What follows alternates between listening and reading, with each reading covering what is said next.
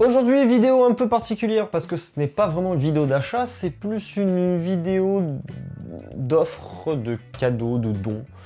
Je vous laisse regarder ce que j'ai topé. Je tiens avant toute chose à remercier la personne, bien sûr, qui m'a filé ces deux petits bestiaux. En l'occurrence, vous allez voir, il y a quelque chose quand même d'assez gros. Et le deuxième, j'ai besoin de vous dans les commentaires.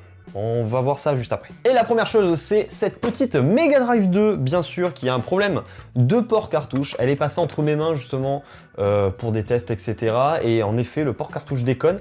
Donc ça me fait l'occasion, bien sûr, de pouvoir le tester en profondeur, refaire les soudures, tout ça, changer peut-être le connecteur, on sait pas. Mega Drive 2, je ne l'avais pas. Celle-là, j'avais la première du nom, qui est littéralement juste ici.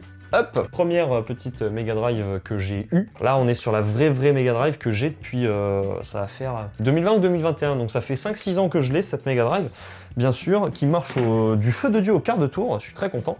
Et j'ai donc fait l'acquisition, bien sûr, de cette Mega Drive 2, qui n'est absolument pas pareil au niveau des connectiques, par rapport à sa grande sœur. La deuxième chose étant que j'ai récupéré un petit adaptateur pour une console dont je vous ai parlé déjà il y a un petit moment et qui me tient vraiment à cœur. Il s'agit de la PC Engine et notamment du coup ce petit adaptateur multitap pour 5 ports manettes.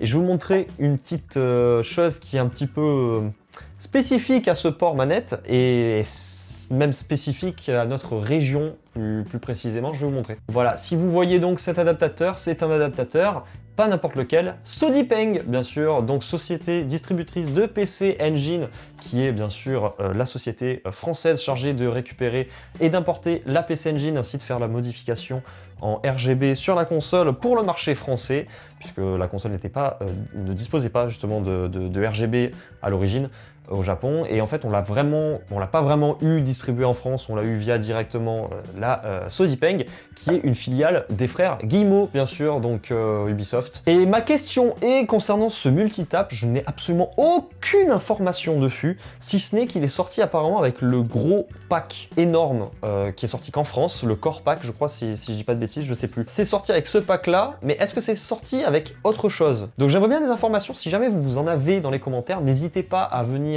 me le dire, et si vous voulez avoir un peu plus de discussion, etc., soit vous avez le Discord, bien sûr, qui s'affiche juste ici, vous avez le lien également dans la description de ce short, et également, vous pouvez m'envoyer un message par mail. On se retrouve très vite pour une prochaine vidéo. N'hésitez pas, si cette vidéo vous a plu, d'aller regarder les autres vidéos qui sont déjà sorties. Il y en a d'autres qui vont arriver, donc vous inquiétez pas, tout arrive. Voilà. À que plus, ciao ciao.